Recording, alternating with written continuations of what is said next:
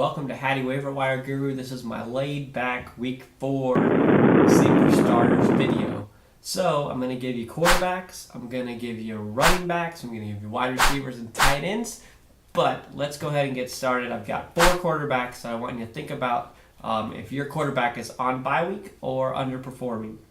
I think a lot of these guys will be good if you're a Ben Roethlisberger owner and you need someone else to start. So the first up is Jake Locker. Has been looking pretty sharp, having to throw a lot. I think he'll have another good week this week, have some fantasy production. He's on a lot of waiver wires out there. So Jake Locker, if you need someone for the bye weeks or an injury spot start or just for an underperforming quarterback. Next is Christian Ponder. He's been a very consistent guy. He's not lighting it up, but remember, Jerome Simpson's coming back, so he's got more targets there. So I think we're going to keep seeing Christian Ponder do pretty well. Next is Ryan Fitzpatrick. He has a lot of touchdown passes, guys. I mean, this guy is someone who has that upside, is throwing touchdowns, someone you can count on, I think. So Ryan Fitzpatrick. And finally, you've got Andy Dalton.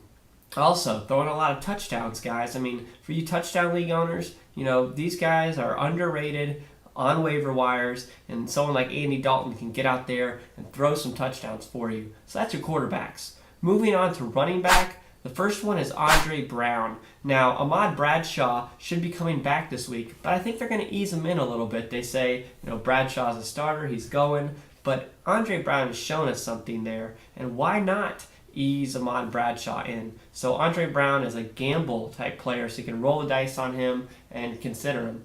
Next, I told you about him in waiver wires for weeks, since probably week 1. I hope you picked him up because Mikel LaShore proved that he is a starter. Kevin Smith didn't even get a touch. So, Mikel LaShore, you got to be pretty happy about that.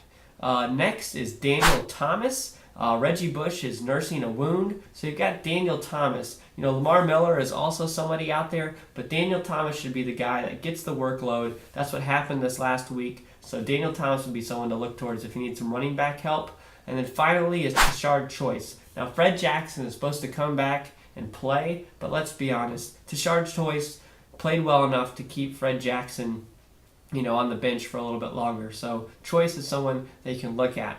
And finally, if you need a little bit more help, this guy's a really deep sleeper on tons of waiver wires. Keep an eye on Willis McGahee because he could be injured. The guy you want to look at is Lance Ball and Ronnie Hillman. I think Lance Ball will be the guy that gets more work. That's what happened this last weekend. When McGahee went down, then you have Lance Ball picking up the work. So Lance Ball is super deep, okay?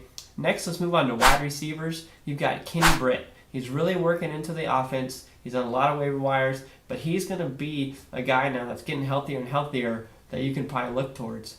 Next is Danny Amendola. He is great for PPR leagues, so if you're in a PPR league, Danny Amendola would be someone that you can start. Next is Santonio Holmes. I'm really shocked how slow he got off to a start, but now he's coming into his own. Going to be definitely somebody that if you're hurting at wide receiver and really need someone, Santonio Holmes. Next, this guy is Lance Moore. You got to give him a start. I mean, he's been getting consistent work. A lot of you guys have him on your bench. Lance Moore would be someone to start. Finally, I've got 2 tight ends for you. The first tight end is Kyle Rudolph. I've been talking about him every week. Kyle Rudolph is definitely someone you want to get in there and play. Lots of targets from Ponder, finding the end zone, definitely if you need some help there. And then Martellus Bennett from the Giants, he is also showing you that he can put up some fantasy production. I mean, without a doubt, you've got Dennis Pitta. I've talked to you about Dennis Pitta. He should already be, if you've got him, probably because you've been looking at the site, Pitta needs to go in, no doubt. That's it for week 4. If you need some additional help with rankings, picking your lineup, additional assistance, check out hattywaiverwireguru.com. Go to my Facebook or Google Plus page or Twitter me with questions. I will answer you back. I answer all questions back, so there's no reason why you shouldn't answer a question. This is week 4. Let's go keep winning. I hope you're doing well. We've got to win every week, get to those playoffs, and then take the championship.